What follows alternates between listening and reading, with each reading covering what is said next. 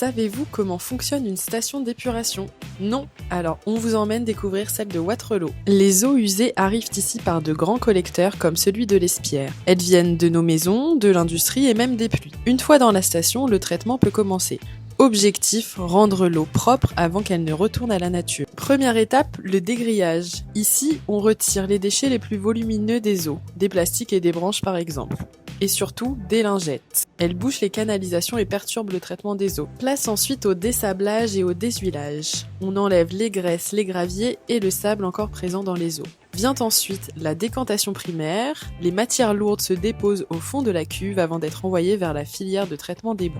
L'eau, elle, continue son parcours vers les bassins biologiques. C'est là que la magie opère. De l'air est injecté dans l'eau pour activer les bactéries qui y sont naturellement présentes. Ce sont elles qui éliminent la pollution dissoute et assurent l'épuration.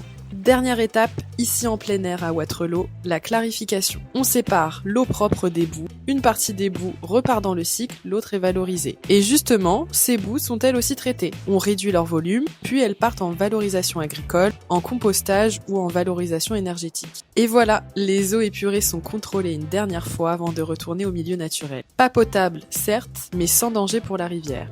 Et à bientôt pour une prochaine visite.